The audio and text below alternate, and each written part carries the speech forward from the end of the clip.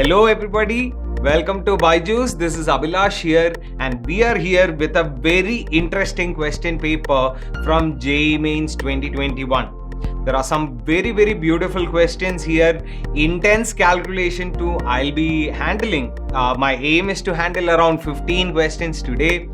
Half of what was there, 30 questions were there, right? So my aim is to tackle almost all the physical chemistry questions and if possible a few more inorganic chemistry questions. You will have one more session where we will be finishing the entire paper, right? Organic and the remaining inorganic questions will be handled separately, right? So what exactly are we going to look at? We are going to look at all the physical chemistry questions and some of the inorganic chemistry questions. If you ask me about the toughness level of the paper, what I would say is that this was a decently tough paper. Calculations, as I told you, were not that easy. These were relatively calculations where you had to do a lot of approximations if you had to find the answer pretty quickly. So yes, pretty much challenging paper is what we have on our hands. So yeah, let's see. As far as the paper itself was concerned, out of the 30 questions, 11 questions were from inorganic, 9 questions were from physical chemistry and 10 questions remaining were from organic. Although yeah, there are some questions where you might have to think that these are like borderline questions which can be considered as physical as well as inorganic, and even an organic physical kind of crossover question was also there. We'll be seeing all of these, so let's jump right into it, right? This is an interesting question from our chemical bonding chapter. This is based on lattice energy and the impact that it has on melting point. Let's see. The question says the correct set from the following in which both pairs are in correct order of melting point test. So both of the, you can see here LiF, LiCl, MgO, NaCl. These are the 4 compounds, ionic compounds that we have taken, and we have to see in which of these is the order exactly right? So LiF, LiCl is being compared and MgO, NaCl is being compared. Now, as far as melting point is concerned, right? So melting point is obviously directly proportional to your lattice energy, right? Stronger is the ionic crystal lattice, stronger will be the cations and anions held together. So it will be all the more difficult to break their bonds and melt it. That is why higher lattice energy will be directly implying that we have a higher melting point. So we have to basically compare LiF, LiCl and MgO, NaCl as far as lattice energy is concerned. Now, what are the factors affecting lattice energy? Obvious. Lattice energy is because of the electrostatic attraction between cations and anions, right? So you can think of lattice energy, even if you consider it to be a very basic cation anion kind of just one cation one anion is there. Even there you can think of Coulombic forces and derive this, that lattice energy is going to it is going to be proportional to the product of the cation and anion charges, right? So kq1 q2 by r square, for example, is force, right? So even if you think in that direction, or kq1 q2 by r gives us potential energy, right? So even in that direction you can think of lattice energy, and you can say that it will be directly proportional to q1 and q2, which is cation anion charge, and it is going to be inversely proportional to the separation, interionic separation, which is the sum of cationic radius and anionic radius, right? So let's look at the pairs that are given to us. Of course, we know that Z plus was cationic charge and Z minus was anionic charge, and R plus plus R minus is the separation between the two nuclei of the cation and anion, right? So yeah, going forward, if you are looking at LiF and LiCl, you can see that cations are the same, right? Li plus, and anions wise you have your F minus and your Cl minus, right? So obviously anion is going to be the deciding factor here. As far as the anions are concerned, they have the same charge, right? Both of them are -1, so charge is normally a more stronger deciding factor, but since charges are the same, we can say that okay, charge is not going to be the factor here, size is going to be the factor. So we know that as far as the size is concerned of anions is concerned, obviously F minus you can say is smaller than your anion Cl minus, right? Obviously fluorine is in your second period, Cl is in your third period, Cl minus obviously top to bottom. Ionic sizes also increase and atomic size also increases, so obviously F minus is going to be smaller. Now as far as lattice energy is concerned, we know that it is inversely related to size of the ions, right? So obviously cation plus anion size, but since cation is the same, we can say that lattice energy will be inversely proportional to the radius of the anion. No, though not directly, right? So we can say a larger anion would mean lower energy, lower lattice energy, which means that automatically we can say that LiF has a higher lattice energy compared to LiCl, right? So you can say that of course, melting point of your LiF will be greater than that of LiCl because lattice energy of LiF is more than that of LiCl. Now, when we are comparing MgO and NaCl, you can see cations, anions, both are different, right? So as far as lattice energy factors are concerned, we speak about the charges, and if charges are the same, then we go on to size, right? So charge is a more dominating factor. So when I'm looking at MgO, I have Mg2 plus and O2 minus, and Na plus and Cl minus is what is there in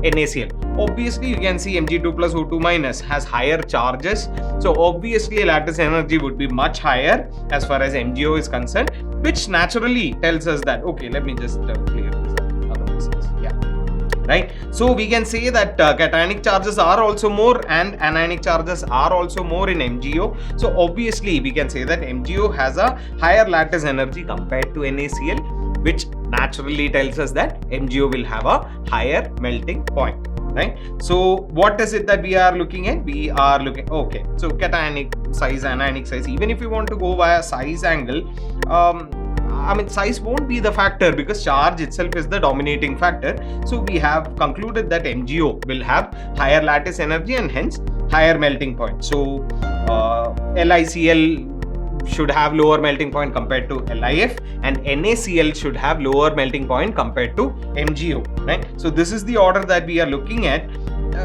Obviously melting point is parallel to lattice energy, so we will be seeing the same order there. So the correct set that we are looking for out here, what do we see? If we are,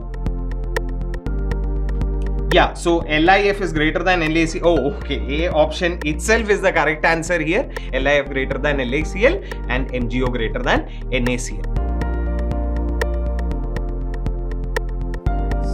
Here what it says is, what is the correct order of the following elements with respect to their density, right? So what is being asked here, we are supposed to be comparing the densities, and you can see that all the elements written here, right? Chromium, zinc, copper, cobalt, copper, iron, all of these are your 3D series elements, right? So as far as 3D series elements is concerned, of course, if you want to compare density, there are other factors involving metallic bonding and all, how closely are they sitting together and all of these. But yeah, one thing that we can understand is when I'm going across our 3D series, mass is increasing, right? When we are going from left to right in our periodic table, mass is increasing, size is decreasing at the same time. We know atomic size is supposed to decrease on going from left to right, and particularly in D series, we know that because electrons are going, the last electrons that we are adding are going into your inner 3D orbitals which have poor shielding, because of which the effective nuclear attraction goes on increasing on the outermost shell,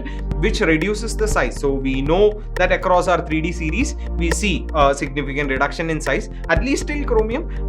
Beyond that, of course, they have more or less the same size and all because of the counteraction between, you know, increase in Z effective and increase in repulsion. When your d orbitals start to get paired beyond your manganese, there is this factor that, okay, increase in Z effective is supposed to decrease the size, but pairing leads to repulsion, and that kind of increases size a bit again, and elements continuously, they more or less have the same size till about copper, but from copper to zinc we see a sudden increase in size, atomic size. Why is that so? That is because of the fact that in zinc all of your inner 3D orbitals are fully paired, and there is a lot of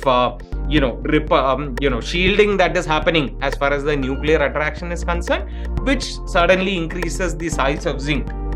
Right, so yeah, let's read. So the atomic volumes of the transition elements are low in compared to your group 1 and group 2. Of course, we know group 1 and group 2 are relatively larger atoms, low density metals, and beyond that your transition metals are normally denser and heavier, right? So going forward, the increased nuclear charges because of the poor shielding that is there, and we are seeing that the size decreases, right? So extra electrons added occupy your inner d orbital, so the density of these metals are relatively high. Mass is increasing significantly, but size is decreasing or more or less remaining the same beyond your manganese. So what we see is that these are normally very dense metals, right? So the decrease in metallic radius coupled with the increasing in the atomic mass results in a general increment in density. This is what we would generally expect all the way till the end, except for zinc, where sudden increase in size causes a significant reduction in its density, right? Compared to probably copper, it has around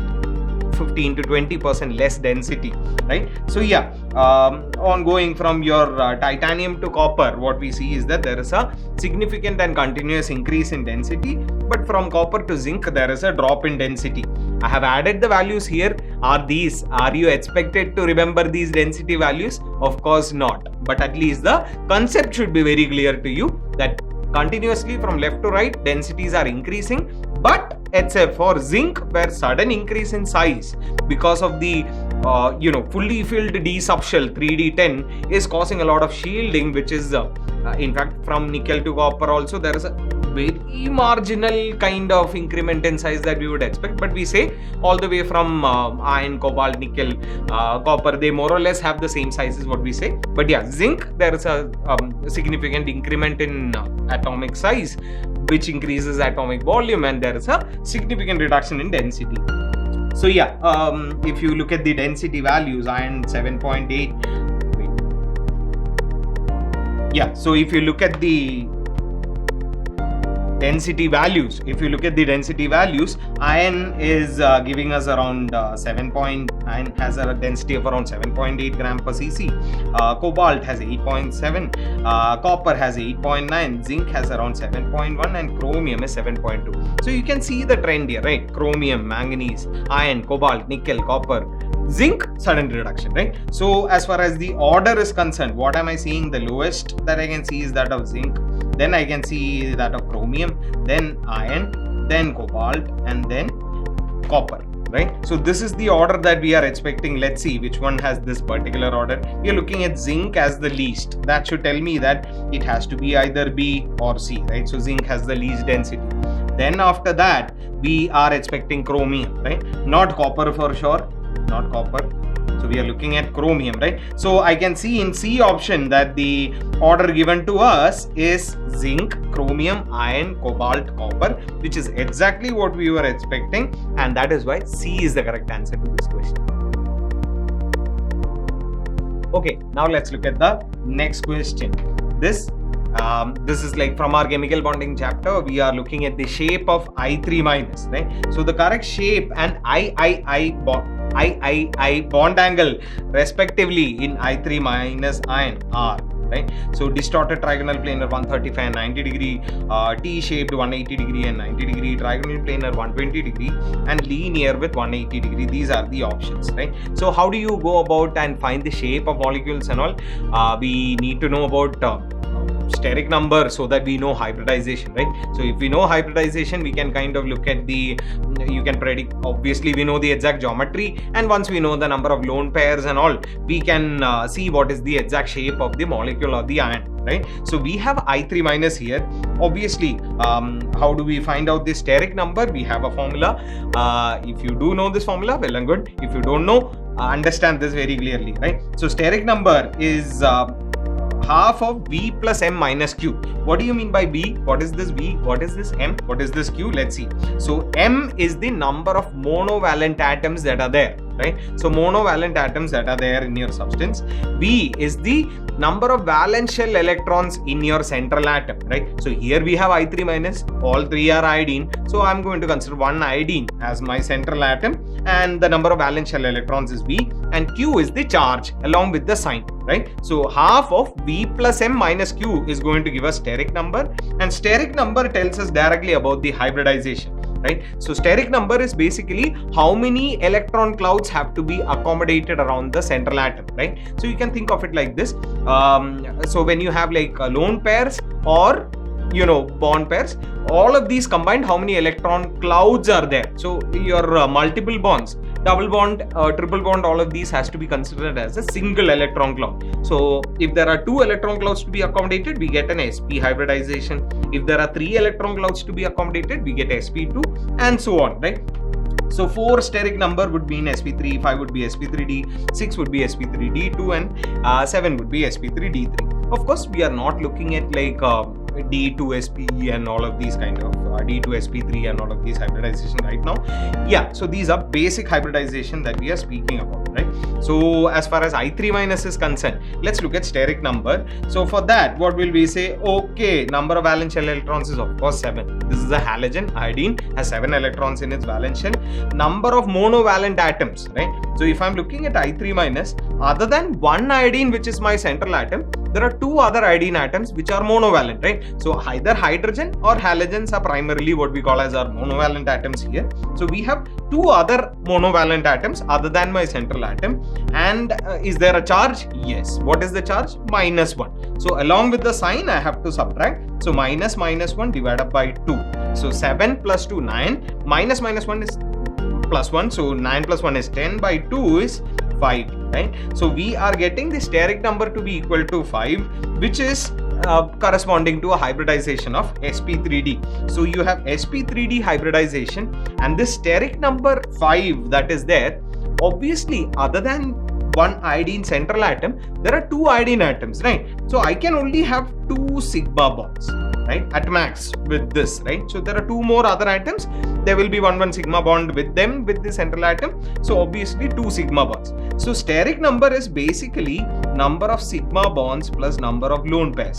So we know there are only 2 sigma bonds here at max between these 2 terminal other atoms that are there and your central atom, right? So we know sigma is 2. Obviously, if there are steric number total is 5, there are 3 lone pairs, right? So 2 sigma bonds, 3 lone pairs on the central atom. So sp3d hybridization, where we know that when there are 3 lone pairs, I mean lone pairs in general go to our equatorial plane. Axial plane is where you have our sigma bonds here, and this is what we are going to get. And central iodine atom having 3 lone pairs on its equatorial plane, and in the axial direction there will be 2 iodine atoms that are attached to it.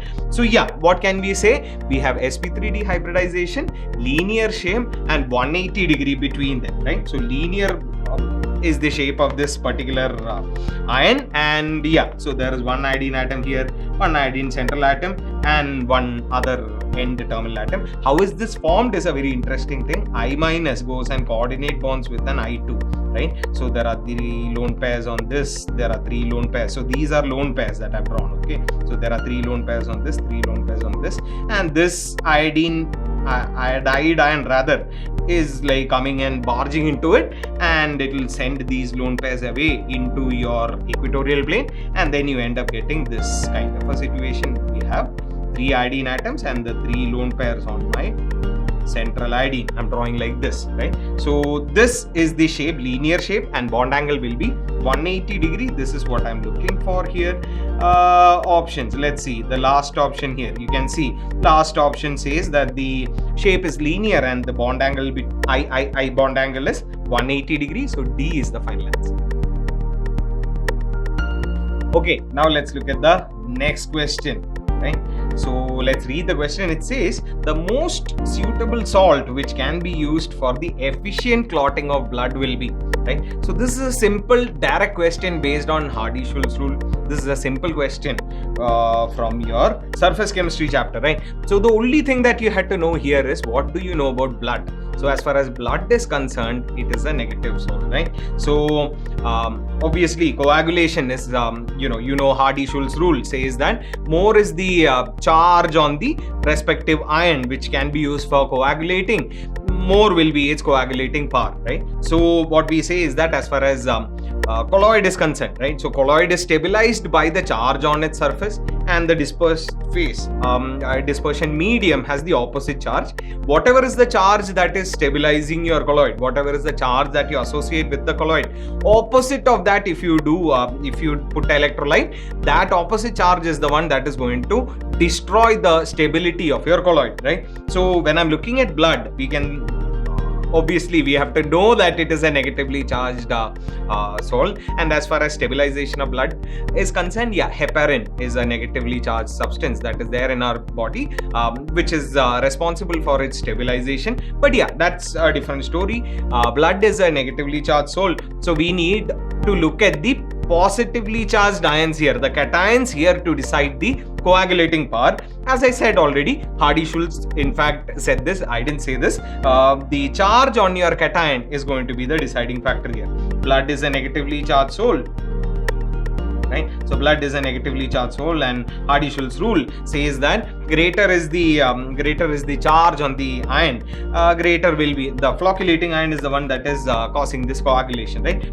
Opposite charge of the soul, right? So the greater is the power to cause precipitation or coagulation. So obviously we have to look at the highest cationic charge out of the given options, which was obviously there in your FeCl3, right? So looking at the options here, we can see that the correct answer, we have NaHCO3 where Na plus and HCO3 minus is there, plus 1 is the cationic charge. FeSO4, Fe2 plus, right? Ferrous sulfate, so Fe2 plus. MgHCO3 twice, again Mg2 plus, and HCO3 minus, 2HCO3 minus, so again 2 plus, and FeCl3 is the one where we are seeing that plus 3 is the charge. So this has the strongest coagulating or precipitation effect out of all the different electrolytes that we have used here. So our final answer is of course D option.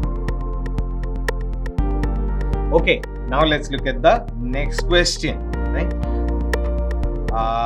So we have a match the following kind of question here. What we have is a list of metals and some of the ores that are there, right? So we have to obviously match the metal to its respective ores here. So the metals list is aluminum, iron, copper and zinc, and in the list of ores we have siderite, we have calamine, we have kaolinite, and you have your malachite, right? So obviously this is information based, there is not much we can do about this. So these are the options. This is how we have to match, and ABCD will be decided based on that. So let's look at all of these one by one. So what is your siderite? Siderite is basically your ferrous carbonate, right? FeCO3. Calamine is your zinc carbonate, right? And kaolinite is basically your it is of course a aluminum based kind of a mineral that you have. A typical class of clay based minerals is what this is, and what you have here is, okay, this is one way of writing it. You will see Al2Si2O5 and OH4 written at many places. This is one way of writing it. This other way of writing it is, you can also write it as Al2O3 dot SiO2 dot 2SiO2 rather dot 2H2, right? This is another way of writing it as well. If you want to write it strictly in terms of its oxides, it is Al2O3 2SiO2 and of course water of crystallization 2H2O. So this is another way of writing it. Kaolinite is obviously a ore which contains aluminum, right? So malachite again is what you can call as a mixed kind of a thing, copper carbonate hydroxide mixed kind of a mineral that you have, CuCO3 dot CuOH ties. Similar one you can also even think of azurite, it is pretty close. Malachite is a more efficient ore of copper, a green color beautiful mineral that you come across mostly somewhere around limestones and all, right? Wherever you can expect limestones and all, where it's a source of carbonates, somewhere around that you can normally see these carbonate based minerals, right? So CuCO3 dot CuOH twice, or Cu2CO3, you might also see it written as Cu2CO3 OH twice at some places, same thing, right? So CuCO3 dot CuOH twice is our malachite. So of course you can see what are the metals here directly. So from siderite we are getting your Fe, calamine you're getting your zinc, kaolinite you're getting aluminum, and your malachite is your obviously copper ore, right? Aluminum, we said it's related to kaolinite, iron is related to siderite, copper is related to your malachite, and zinc is related to your calamine, right? So what am I seeing? I'm seeing A3, and I am seeing B1, and I am seeing C4, right? So looking at the options here, what do we see? The correct answer is A3. Correct matching is A3, B1, C4 and D2, which is D option. Okay, now let's look at the next question. It says the calculated magnetic moment spin only values for your FeCl4 2 minus, CO C2O4 thrice 3 minus, and MnO4 2 minus R. So what we have here are three you can see transition metal complexes that we have to decide based on the ligand that is there, based on the anion that is there, and based on the geometry, based on the arrangement and all. We have to look at the electron distribution, and based on that we have to calculate the spin only magnetic moment values. Of course, we know root of n into n plus 2 Bohr magneton. So all the options are given here. Let's see one by one what can we do, right? So of course we have already discussed that the formula for magnetic moment is root of n into n plus 2 Bohr magneton, where n is the total number of unpaired electrons in this metal, right? So yeah, of course Bohr magneton is the unit for magnetic dipole moment. So let's look at FeCl4 2 minus now. So there are 4 chlorine, right? So 4 Cl minus that are coming and attacking your Fe, right? So let's first look at the charge that is there on iron, right? So if we assume that we can even like go via how we calculate oxidation state, right? So what we have is FeCl4 with a 2 negative charge. So chlorine we know is anyways in -1. So let's say Fe is in X. So X plus 4 into -1 should be equal to sum of oxidation state should be equal to net charge on the substance. From here we can see X is equal to 4 minus 2 equal to plus 2, which means this is ferrous, right? So and you can see 4 Cl minus that is there. So what can you say? This will be a tetrahedral kind of arrangement, not octahedral, right? So you have a plus 2 charged Fe, right? Fe is what? Atomic number 26. Argon 4s2 3d6 is the electronic configuration. Fe2 plus would mean that we are going to remove these 4s electrons and we are going to get argon and 3d6, right? So these are the 6 electrons that we have to arrange. But here we will have to consider what is the anion that is there, what is the ligand that is there, can it force pairing and all is something that we have to understand. So as far as Cl minus is concerned, chlorine is acting as a weak field ligand, which means that it can't force pairing, right? So this will be a high spin complex that we end up getting. Of course, in tetrahedral we know that T2GEG, right? So we have your 3 T2G orbitals which are between the axis. Of course, in tetrahedral we know between the axis there is greater repulsion and these will be at higher energy. So T2G will be at a higher energy and EG will be your 2. Along the axis orbitals that we have, your dz square and dx square minus y square, these will have lower energy, right? So when I'm looking at when I'm looking at distribution of these 6 electrons, these are the orbitals that I'm going to put them into. EG, the 2 degenerate orbitals, and T2G, the 3 degenerate orbitals. Of course, because Cl minus is a weak field ligand, we are not going to force any pairing. So 1, 1, 1, 1, 1, and now that all the orbitals have 1, 1 electron each, we'll start with pairing. So yeah, this is the distribution that we end up getting.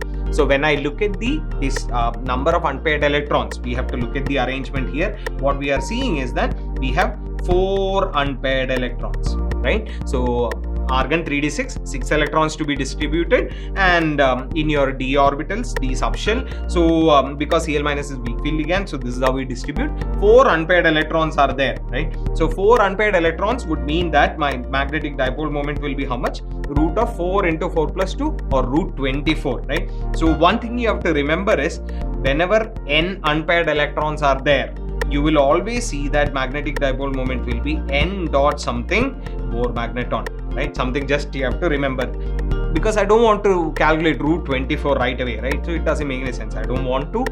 So I can say that it will be 4 point something for sure, because we have options. We can always check there and find out, right? So yeah, this is about our FeCl4 2 negative, right? Now when we are looking at our cobalt oxalate, right? So here when I look at COC2O4 thrice 3 negative, again let's assume that your cobalt oxidation state is, let's say, some X, right? So oxidation state of cobalt, how do we find out that? X plus oxalate we know is a bidentate ion, right? C2O4 2 negative. There are 3 of these oxalates, so I can say okay, 3 into -2. Sum of oxidation state should be equal to net charge. So X plus 3 into -2 should be equal to -3. X we are getting to be equal to 6 minus 3 equal to +3. So cobalt is in +3 state, right?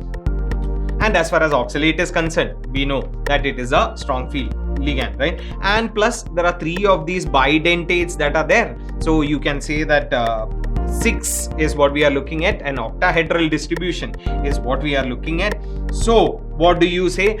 Because oxalate is a strong field ligand, we can say that pairing will occur, and because this is octahedral, we know that T2G will be at a lower, T2G orbitals will be at a lower energy. So the 3 T-generate T2G orbitals will be there. There is a lot of separation. We can say that pairing will be forced by the strong field ligand oxalate. So all the, now cobalt, right? So iron, cobalt, nickel, right? So cobalt atomic number is 27. If I'm looking at 3 plus, what do I say? Cobalt originally was supposed to be Ar4s2 3d7. Right? Now 3 plus would mean that I have removed these 2 and 1 more from here. So similar to your Fe2 plus that we had, we have to put 6 electrons here. Right? So and 6 electrons pairing will be forced by the strong field ligand. So you're going to get 6 electrons, all of them in T2G, which means there is no unpaired electron here, right? Even though we are putting 6 electrons into 3D subshell,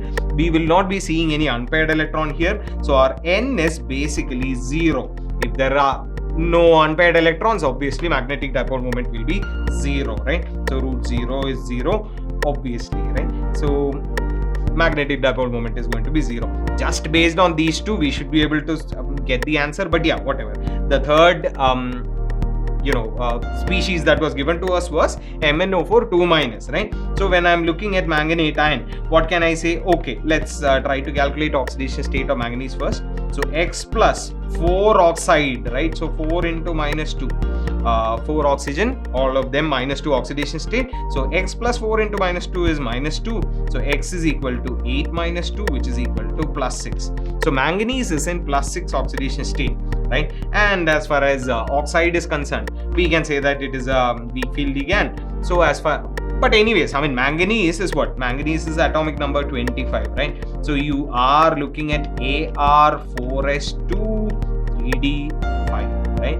So if I'm looking at 6 plus, what does that mean? 2 from here gone, 4 more from here gone. So it is 3d1 that we are looking at, right? So anyways, it doesn't matter strong field or weak field. We are only having one unpaired electron here. But yeah, understanding that we are looking at a tetrahedral kind of a complex here, so we can say that yeah, Eg will be the orbital which Eg orbitals would be the ones which are at a lower energy. T2G, the orbitals which are between axes, would be at a higher energy. So Eg orbitals will be filled first, and what we see is Eg1, T2G 0, and we can say that there is one unpaired electron. Again, we didn't need strong field, weak field information at all for this, but yeah, point is that there is only one electron, so it is going to be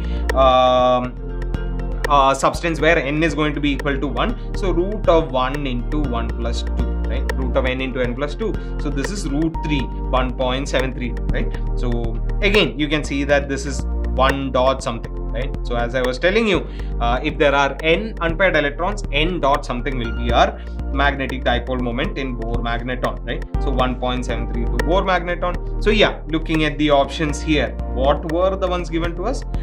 We got 4 point something in your FeCl42 negative.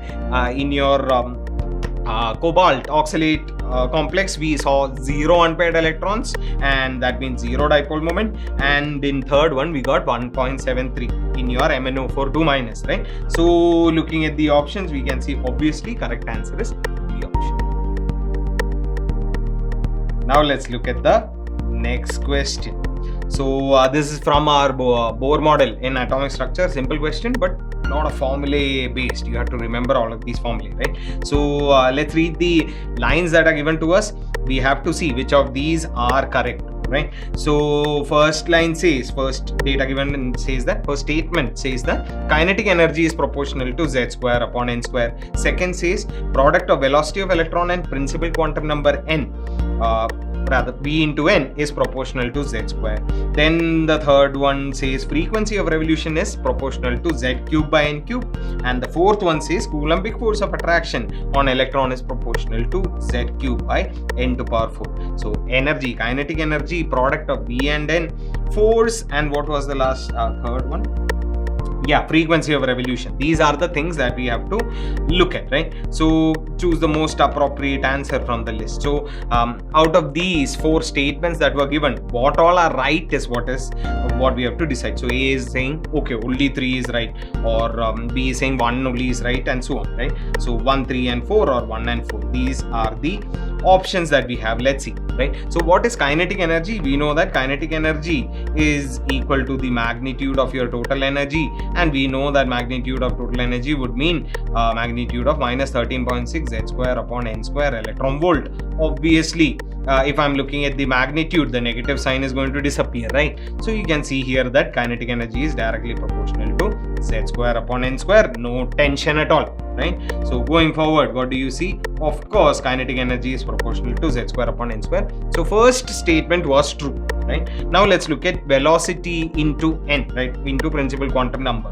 So velocity we know is 2.18 into 10 to power 6 z by n meter per second, right? Now we are multiplying this by n, right? So velocity is directly proportional to z by n. V into n is what we are doing, right? Into principal quantum number. So z by n into n. What can you say? V into n will be equal to 2.18 into 10 to power 6 z by n meter per second into n. N cancels out. So this is going to be the one. Obviously, you can see V into n is directly proportional to z, right? So that is one thing we have to keep in mind. There it said something. We'll see what they are, right? So frequency. Now what about frequency? What do you mean by frequency? It is the number of revolutions per second, right? So how do you get this? You can say that frequency can be said to be 1 by time period, right? Frequency is 1 by time period. What is time period? Time period is the time taken for one complete revolution, right, by your electron. Now, what can you say about the time period? Distance traveled by the electron is 2 pi r, right? Circumference, right? So circumference is the distance traveled by the electron. With what speed? Velocity. We know the formula already. We have already seen, right? So time period, you can say, is going to be 2 pi r by v, right? Now, as far as r is concerned, what do we know about r? Of course, now we can also even say that, okay, because frequency is 1 by time period, so frequency is v divided by 2 pi r, right? So as far as velocity is concerned, what do we know? Velocity is v naught z by n meter per second, where v naught is 2.18 into 10 to power 6. Okay, so r is r naught n square by z, where r naught is your Bohr radius, right? 0.529 angstrom. So when I'm looking at frequency, we can see 2 pi is of course 2 pi constant, so it's not going to impact us. We are looking at v by r basically, right? So when I'm doing v by r, what will I get? V by r would mean frequency is going to be proportional to v by r, which means that frequency is going to be proportional to v is proportional to z by n and divided by r, which means divided by n square by z, right? So one z will go upstairs, we will be getting z square by n cube, right? So frequency is proportional to z square by n cube. There the option said, the third statement said z cube by n cube, so that is also wrong, right? So let's go forward. So frequency is proportional to z square by n cube, not z cube by n cube, right? Now force, what can you say about force? Right? So as far as the force is concerned, you can say that it is inversely, of course, F is equal to K Q1 Q2 by R square. If you say this, what is your Q1? Q1 is the charge on your nucleus. What is Q2? Charge on your electron, and divided by R square, right? So this is your force. So you can see that this will be equal to K into ZD into E divided by R square, right? Now we can think of R to be proportional to N square by Z, right? So R square will be proportional to N to power 4 by Z square, right? So when I'm looking at this, what can I say? Force will be proportional to Z is already there, mind you, in your charge on the cation, you can see Z is already there, and divided by R square would mean that divided by N to power 4 by Z square. So that Z square will go to the numerator. So Z into Z square divided by N to power 4, which means that force is proportional to Z cube by N to power 4, which was exactly our fourth statement. So we saw that first statement was right, and the fourth statement was also right? So let's see. So we are looking at an option which says 1 and 4 were right? So 1 and 4 is right, is our D option. So this is the correct answer to our question. Now let's look at the next question. It says the formula of a gaseous hydrocarbon which requires 6 times of its own volume of oxygen for complete oxidation and produces 4 times its own volume of CO2 is some CXHY, then the value of Y is, right? So this is a question based on geometry. We have to find the value of Y. It's a numerical kind of a question that we are looking at. So yeah, what is the general equation for combustion of your hydrocarbons? We say CXHY plus O2 giving us CO2. Complete combustion or complete oxidation is what we are looking at. CO2 and H2 are the products. You have to, if you can, remember this formula. CXHY plus X plus Y by 4 O2 gives you XCO2 plus Y by 2 H2. This is just balancing that I've done. Carbon hydrogen balancing and then oxygen balancing. You get this formula, right? So why this XCO2? Let me tell you how to balance this, right? So CXHY, I can see X carbon on this side. So upfront I'm going to write XCO2. I can see Y hydrogen on this side. So I'll write Y by 2 H2. First of all, these two are balanced. Now oxygen is the only thing left to balance. So oxygen atoms, how many do I see on the product side? I see 2X in CO2 and I am seeing Y by 2 in H2O. And if I put, let's say, some Z as the coefficient of O2 on the reactant side. So total oxygen atoms on the left side, on the reactant side is how much? 2Z, right? So 2Z should be equal to 2X plus Y by 2. We can say, okay, Y by 2, not Y by 4. So yeah, we can see that Z will be equal to X plus Y by 4. So this is the final equation, right? Now, as far as this question is concerned, it is based on eudometry, right? So as far as you can say that we are using like Gay-Lussac's law of combining volumes here. That is also an easier way of looking at it. We can say that the ratio of number of moles will be same as the ratio of their volumes, right? So what is given here, the statement given to us was that some hydrocarbon is there which combines with 6 times its own volume of oxygen and produces 4 times its own volume of CO2. This was the statement that was given to us. Based on that, let's find out X and Y, right? So what do we see here? Of course, we saw that the volume of CO2 was 4 times, right? So if we take volume of this as V, right, the volume of CO2 should be X times V, right? So what is given to us, because mole ratio will be same as ratio of volumes. So 1 is the coefficient here, X is the coefficient here. Mole ratio is 1:X. Volume ratio also should be 1:X.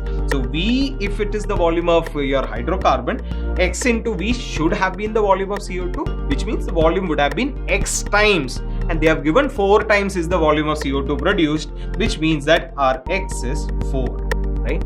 Now, what else is there? Volume of oxygen used was 6 times the volume of hydrocarbon. So if V is the volume of hydrocarbon, 6V should have been the volume of your oxygen, which means 1:X plus Y by 4 is 1:6, right? Which means that X plus Y by 4 is basically equal to 6. And we already know that X is 4, right? So 4 plus Y by 4 is equal to 6, or Y by 4 is equal to 6 minus 4, which is 2, which means Y is equal to 8, right? So what is this hydrocarbon? It is C4H8, which is what? Pentene, right? Butene, right? So yeah, C4H8, and we were asked what is the value of Y, so we know that the correct answer here is obviously 8. Now let's look at the next question. What does it say? The volume occupied by 4.75 grams of acetylene gas at 50 degrees C and 740 mm of mercury pressure is dash liters, right? Rounded off to the nearest integer, and R value is given to us in liter atmosphere per mole per Kelvin, 0.082, right? So let's see going forward. Of course, these are all known to us already. We approximately take R as 1/12 in liter atmosphere. If you already don't know this, know that R is approximately taken as 1/12. Of course, what is given to us? Some certain weight of acetylene is given to us, right? So weight of acetylene is known to us. From weight, we can calculate the number of moles, right? Weight divided by molar weight, or mass divided by mass taken divided by molar mass gives us number of moles of acetylene. temperature is given in degrees C, we'll convert it into Kelvin. Pressure is given in mm of mercury. We can divide that by 760 to get the pressure in atmosphere, because R is given in liter atmosphere per mole per Kelvin. So yeah, PV equal to nRT, simple question. Volume is what we have to find to the nearest integer. Let's do the calculation first, right? So number of moles will be how much? 4.75 divided by molar mass, acetylene, right? So C2H2 is what we have. So 12 into 2, 24 plus 2, 26, right? So N is 4.75 divided by 26. Now pressure is what? 740 divided by 760, right? So 760 mm of mercury is 1 atmosphere. So 740 by 760 atmosphere is going to be the pressure, right?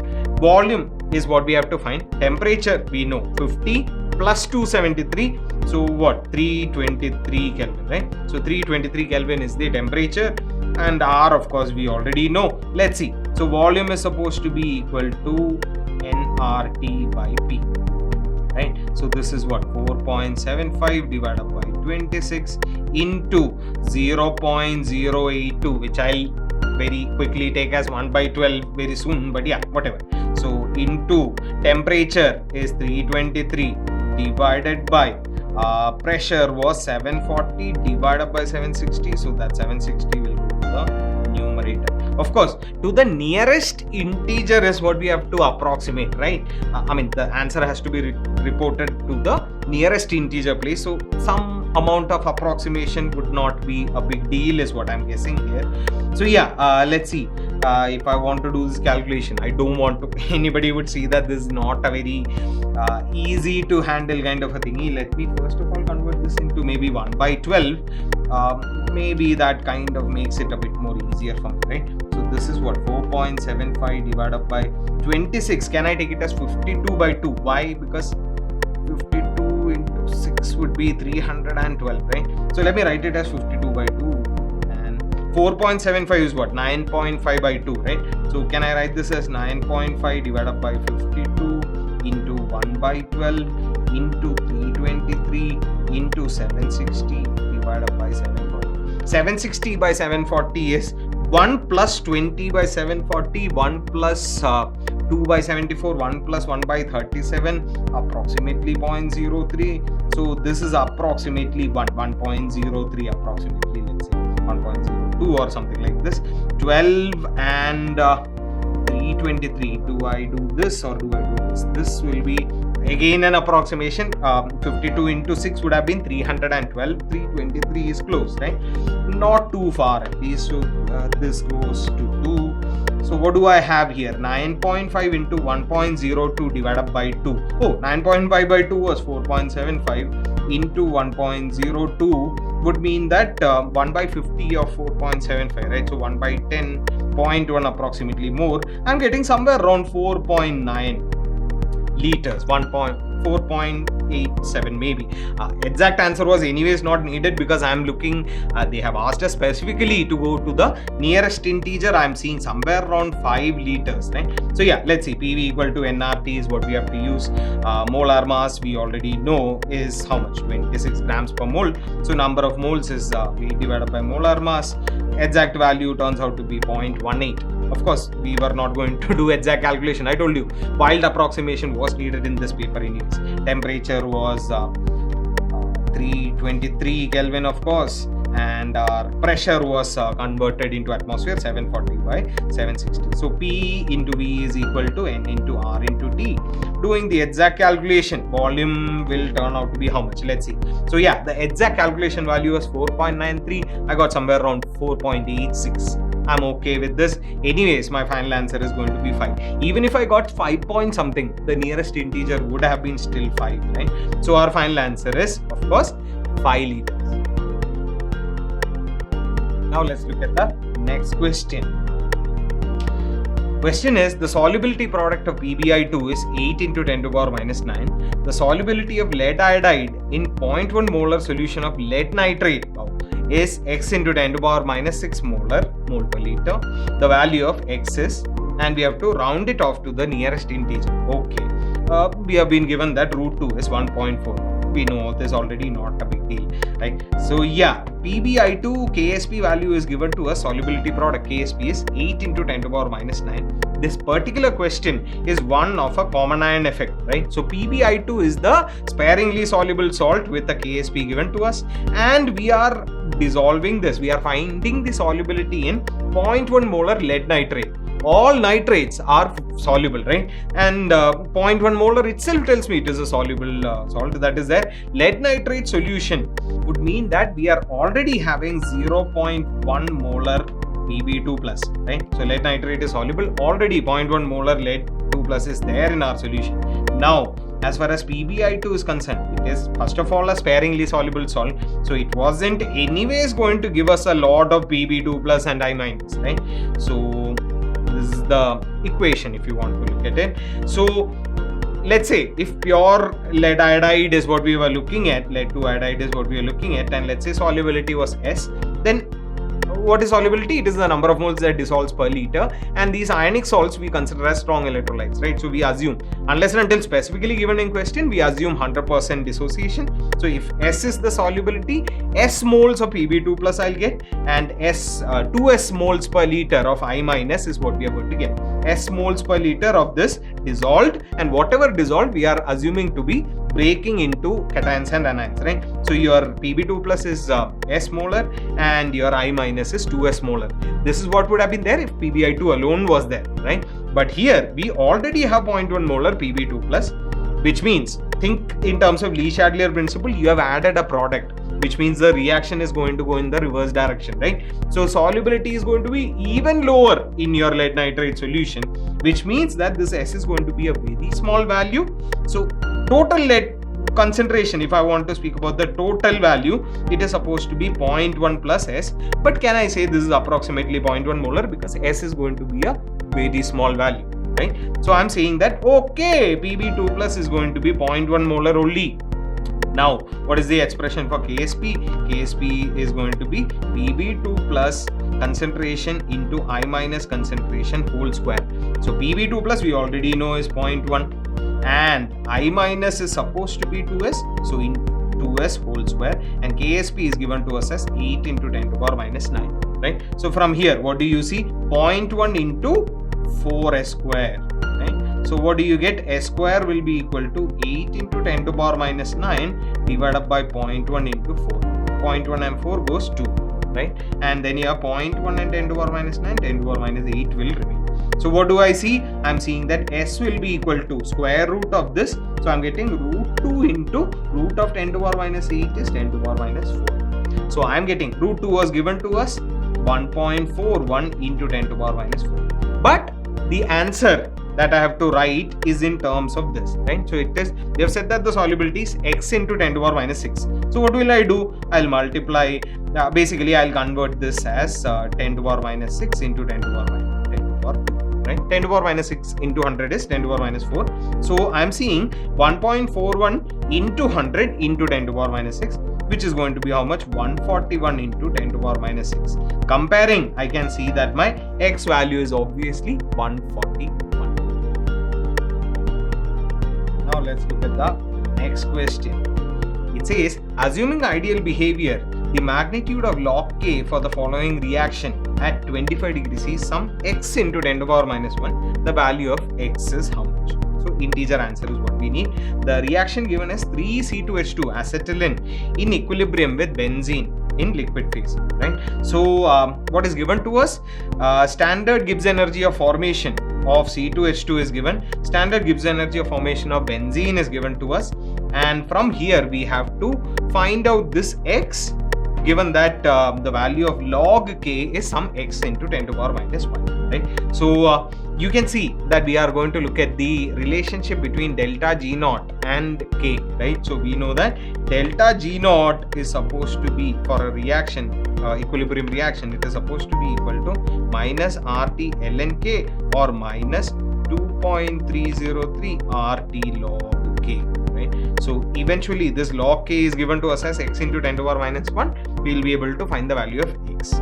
of course, similar to how we speak about enthalpy of a reaction being equal to summation of enthalpy of formation of products, formation of your products minus summation of enthalpy of formation of your reactants. Same kind of thing is what we are using here.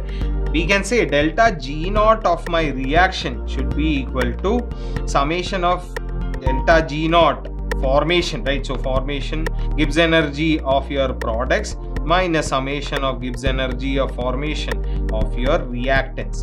This is going to give me the value of delta G naught of this given reaction, from where I'm going to relate it to our log K, right? So let's see.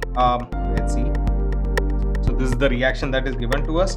If I want to speak about delta G naught of reaction, it should be summation of what do we have in product? We have our benzene, right? So it will be Gibbs energy of formation, standard Gibbs energy of formation of benzene, minus we have 3 moles of acetylene, so 3 times standard Gibbs energy of formation of C2H2, right? So this is going to be our delta G naught. Both of these values were given to us. So delta G naught of your benzene was minus 1.24 into 10 to the power minus 5, and your acetylene was minus 2.04 into 10 to the power 5. So 1.24 into 10 to the power 5 minus 3 into minus 2.04 into 10 to the power 5, right? So what do we get? Okay, this is what, 6.12, right? So minus will become plus. So 6.12 minus 1.24 into 10 to the power 5 is what we are looking at. So this is how much, 6.12, 5.12, 0.12, then 5 minus 0.12 is 4.88, right?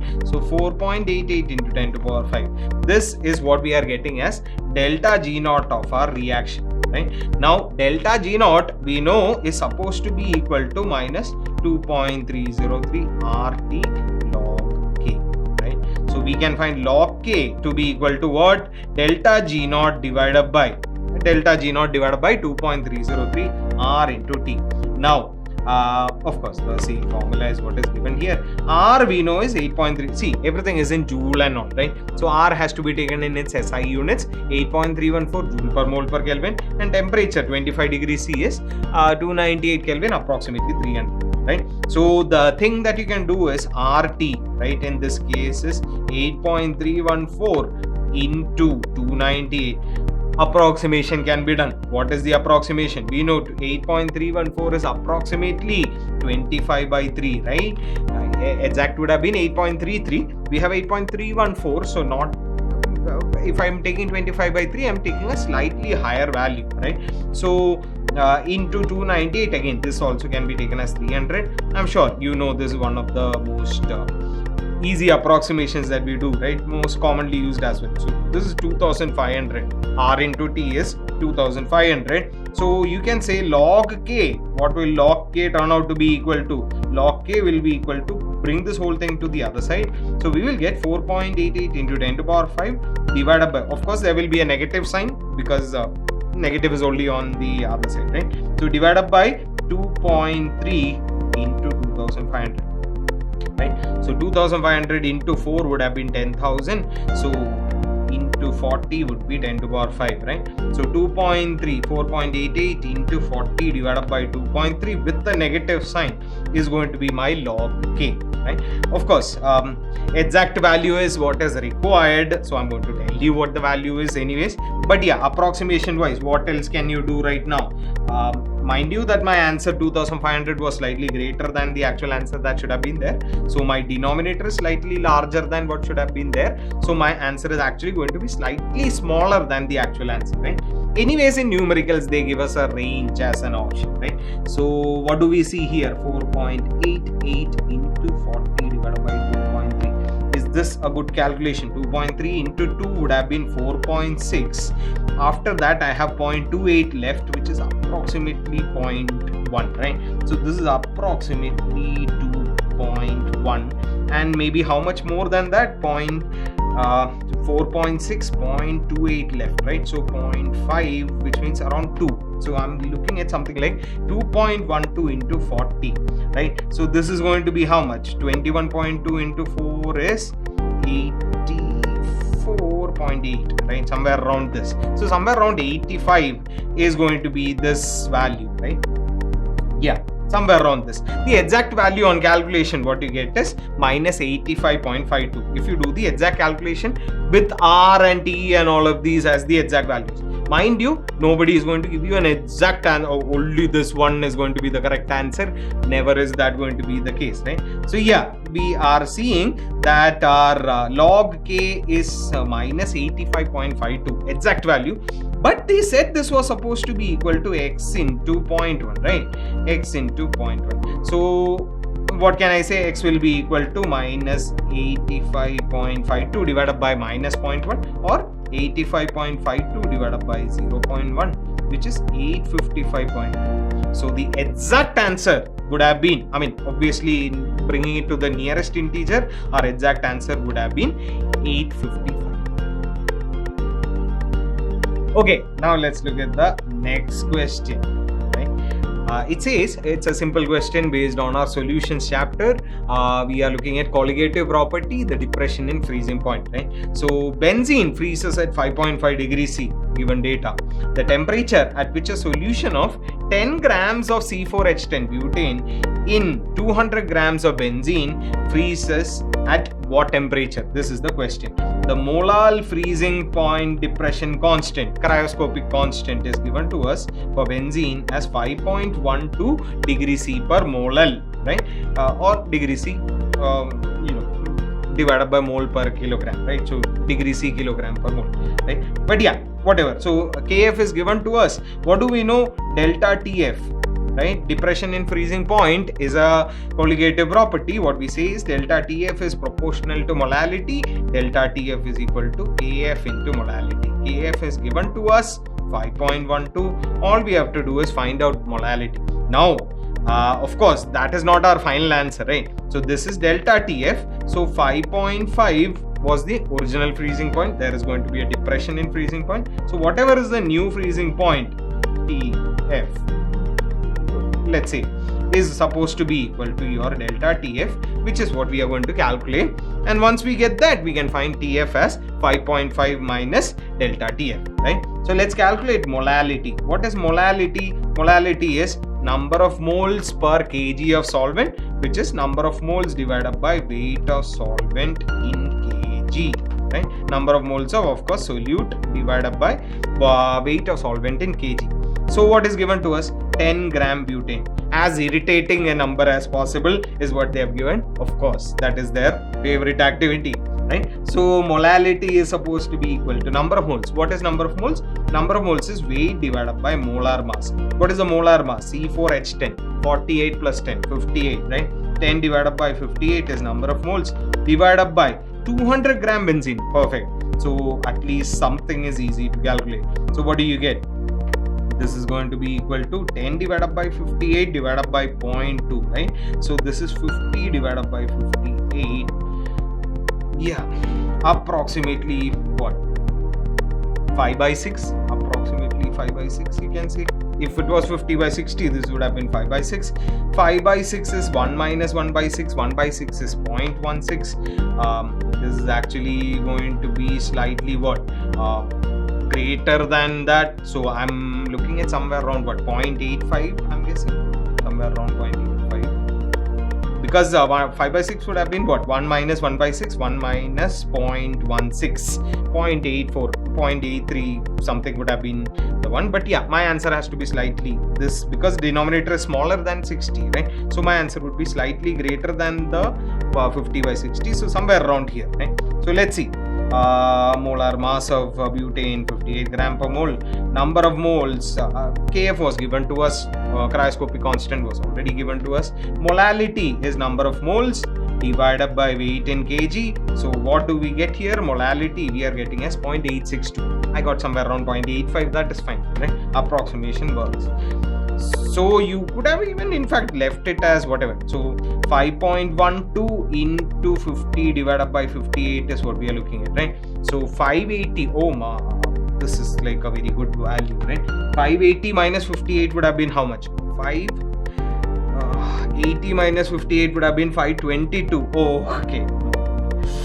512. I thought it was 512, but yeah, 522 would have been 9. So this is approximately 0.09. So 0.09, in fact slightly less than this, right? How much? 10 by 58 less than that. Okay, so yeah, so approximately 0.09 into 50, which means that this is approximately turning out to be 4.5, right? So this is our delta T.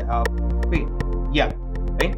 0.9 into 5. Yeah, so this is what we got as delta TF, right? So let's see, the exact value is 5.12 into 0.862, which was 4.41. Okay, so delta TF is 4.41.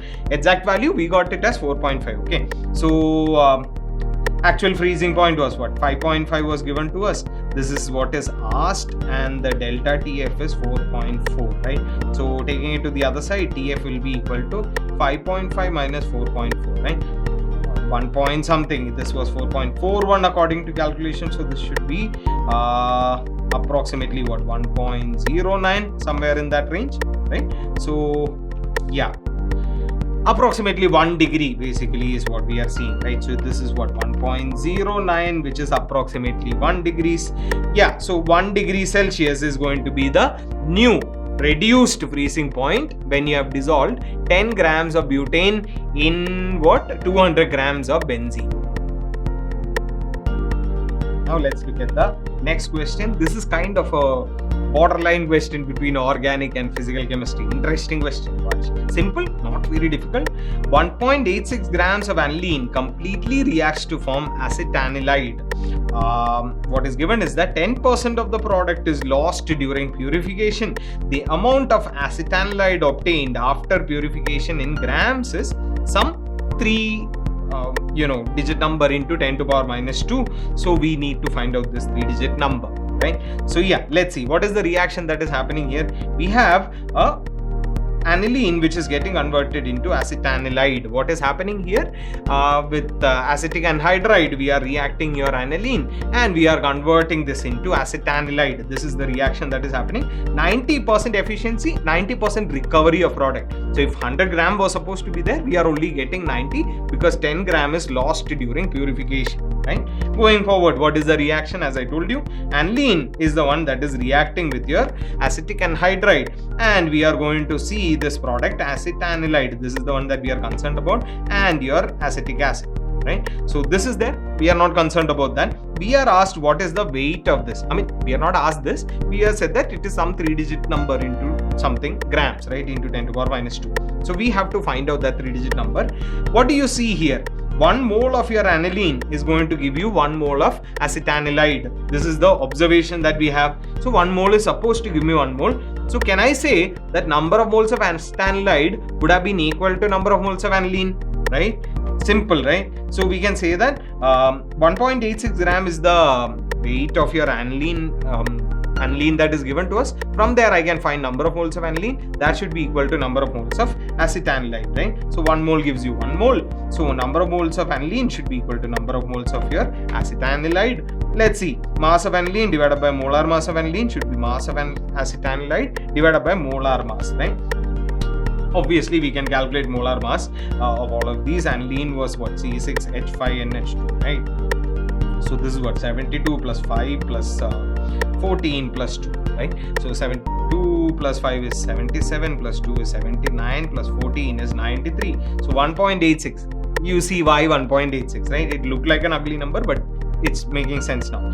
Equal to mass of acetanilide divided by molar mass of acetanilide. Again, what do you see here? CO, NHCO, CS3, right? So instead of this, there would be a COCS3, which means that minus 1 plus, I mean, if you want to find the molar mass quickly, 92 plus this mass, right? So this is how much? 24 plus 16, 40 plus 3. 42. So 92 plus 43, 135, right? Molar mass of acetanilide is 135. So 1.86 divided by 93 should be mass of acetanilide divided by 135. Take this 135 to the other side. What do you get? 93 into 2 would have been 186, but this is 1.86, so this is 0.02. Into 135 when I do, what will I get? 135 into 2 is 270 divided by 100, because that 0.02 is there. So this is going to be equal to what? 2.7, right? Let's see. So yeah, we are supposed to get 2.7, right? So 2.7 gram, but again, we have been given that the efficiency is only 90%. I'm only going to get 90% of this, right? So what is the actual mass of acetanilide produced? It is 90% of 2.7. So 2.7 into 90 by 100 is 0.9, right? So 27 into 9, 270 minus 27, 270, 250 minus 7 is 243, right? So in divided by 100 also will be there. So you can write this as 27 into 9 divided by 100, right? So 243 by 100 or 2.43. So the thing that was given to us was that this weight is some 3-digit number into 10 to the power minus 2. So I can write 2.43 as 243 into 10 to the power minus 2, right? So do you see what exactly is our x that we are getting? It is 243, which is our final answer. Okay, now let's see the next question. What does it say? The magnitude of change in oxidizing power of your MnO4 minus to Mn2 plus couple, right? So electrode is x into 10 to the power minus 4 volt if H plus concentration decreases from 1 molar to 10 to the power minus 4 molar at 25 degrees C.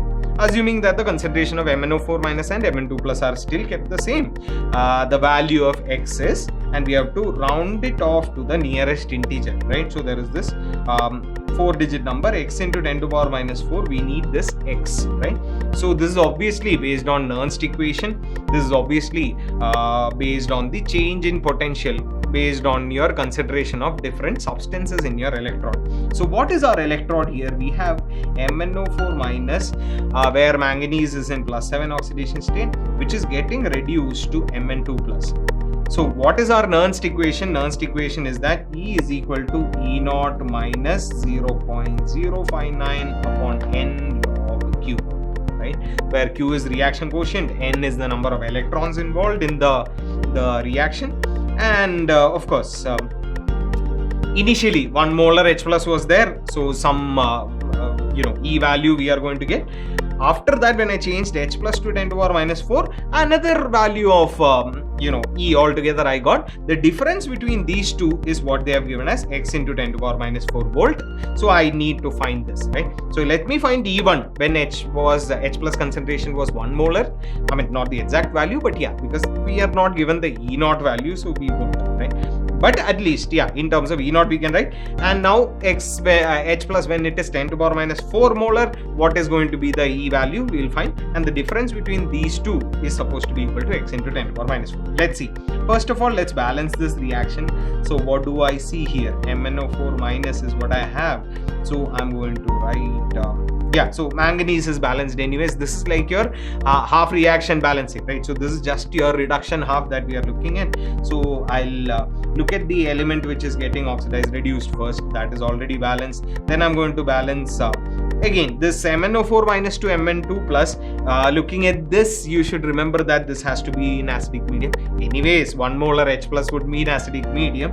So that should also be hint enough. So in order to balance oxygen, I'm going to first of all write 4H2O so that oxygen is balanced now. And looking at the other side, I can see 8 hydrogen on this side, nothing on the reactant side. So I'm going to write 8H plus here. Now that hydrogen, oxygen and the element getting reduced is balanced, I only have to do charge balance by adding electrons, right? So I'm looking at this side where I have +8 minus 1, which means +7 is the total charge on this side, and on the other side the total charge I can see is +2, only Mn2 plus is there. So what do? I have to write +5 electrons on the left side, right? So reduction is happening. Anyways, we know manganese is going from +7 to +2 oxidation state. So my balanced reaction I'm seeing here is MnO4 minus +8H plus 5 electron giving me Mn2 plus 4H2, right? H2 of course we won't take into consideration for our reaction quotient, but yeah, Mn2 plus, MnO4 minus and H plus I have to consider, right? Now let's say, so the balance reaction is given here. Now let's say I want to speak about E1 when 1 molar H plus was there, right? 1 molar H plus was there. What will that be equal to?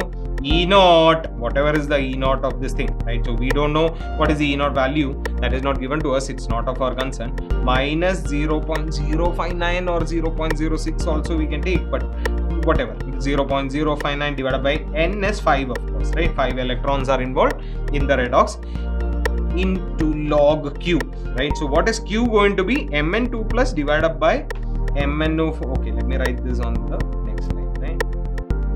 Into log of Mn2 plus divided by MnO4 minus concentration into H plus concentration to power 8, right? Coefficient of H plus is 8, so into H plus to power 8. So let's say some concentrations here, this Mn2 plus is some C1, and let's say MnO4 minus, this is some C1 and this is some C2, let's say. So what will I get? E1 will be equal to E naught minus 0.059, will I be taking it as 0.06 divided by 5 log of C2, okay, C2 divided by C1 into 1, right? 1 molar is H plus initially, so 1 molar to power 8 is also 1 molar only, right? So this is my E1, and E2 will be equal to E naught minus 0.06 divided by 5 log of Mn2 plus and MnO4 minus, they have kept the same concentration. H plus has suddenly been made 10 to power minus 4. So 10 to power minus 4 to power 8. Oh my god. 10 to power minus 32 will go to the numerator and it will become 10 to power plus 32. Right. So can I write this as E naught? We know log of A into B is log A plus log B. Right. So minus 0.06 by 5 log of C2 by C1, which was already there in our previous E1 expression. That is why I'm writing it like this. And when this went upstairs to the numerator, it was supposed to be into 10 to power 32, right? So log of A into B is log A plus log B. So I'm splitting it up. So I'm going to get minus 0.06 by 5 log of 10 to power 32, right? So if I see, this is my E2 value and E1 value. If I subtract these two, the value is supposed to be some x into 10 to power minus 4. When I subtract these, can you see? Of course, you can see that this is even lower, right? I mean, this is even lower than the previous one. So what we can see is that when I do E1 minus E2, this E naught will cancel out. This minus log C2 by C1 minus 0.06 by 5 log C2 by C1 will cancel out. The only thing that will remain is this minus of minus, so it will remain as plus. So this will be equal to 0.06 by 5 into log of 10 to power 32. Obviously log of 10 to power x is x only, right? So this, or you can say 10 to power 32, you bring 32 outside, 32 log 10 is obviously 1. So this is going to be equal to 0.06 by 5 into 32. 32 into 6 would have been how much? 192. 192 by 5, 192 into 2 would have been 384, right? So 384 and divided by 110, so divided by 1000. So I'm getting this to be equal to 0.384, right? But yeah, what was told was that we have to write it as something into 10 to power minus 4, right? So this is what 3840 is approximately what I'm getting. So initial potential of SR, not standard reduction potential would have been this. Then E2 would have been this. Yeah, 10 to power 32 figure is coming in here. So E2 minus E1, when I do, what do I see? E1 minus E2 is, okay, this is all cancelling out and this is remaining. This is exactly what we had. Yeah, we took 0.06. If I took 0.059, slightly different, slightly lower than this would have been my answer, right? So what was my answer? 0.384, slightly less than this is what I'm looking at, right? So exact answer would have been, if I take this calculation, right? Yeah, so into 32 into log 10, right? 0.059 divided by 5 into 32 into log 10 is the x into 10 to power minus 4 thingy. So the exact calculation gives me 0.3776, slightly less than my 0.384. But yeah, whatever. This can obviously be written as 3776 into 10 to power minus 4, right? So this is obviously my x will be 3776. Okay, now let's look at the next question. What does it say? It says sucrose hydrolysis in acidic solution into glucose and fructose follows first order rate law with a half-life of 3.33 hours at 25 degrees C. After 9 hours, the fraction of sucrose remaining is F. Right? Fraction remaining would mean what? Number of moles of glucose finally, sucrose finally there divided by number of moles of sucrose originally there. In terms of number of moles, yeah. Also in terms of concentration, also you can say final concentration of sucrose divided by original concentration of sucrose. Right? So after 9 hours, the fraction remaining is some F is what is given. Log of 1 by F to the base 10 is given to us as some x into 10 to the power minus 2, and we have to find out the value of x basically. Okay, so what do we have here? We have our first order, right? So first order would mean that we know that activity at some point in time is a naught e to the power minus kt, right? A is equal to a naught e to the power minus kt, first order, right? So minus dA by dt equal to k into a to the power 1. On integrating, we get the integrated rate law, which is a is equal to a naught e to the power minus kt, which means a by a naught.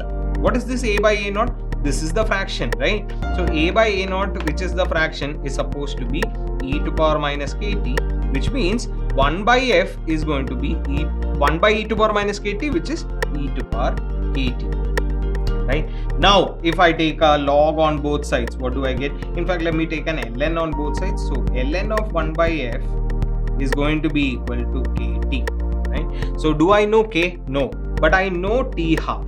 And there is a relationship between your t half and k. What is that? ln 2 by k, right? So ln 2 by k is supposed to be equal to your t half, right? So what can you say about k? K will be equal to ln 2 by t half, right? Okay, or 2.303 times log 2 by t half, right? So what do we see? We know time, we know k. So log of 1 by f also we can calculate, right? So what do we see here? I'm going to get 2.303 times log of 1 by f is supposed to be equal to 2.303 times log 2. ln 2 is 2.303 log 2 divided by t half was 3.33 into time is 9. So what can I see? I can cancel this 2.303 upfront. I am seeing log of 1 by f is equal to log 2 by 3.33 into 9. This 3.33 I am inclined to take it as 10 by 3. 3.3333 it should have been, but yeah, will work fine. And log 2 is given as 0.3, right?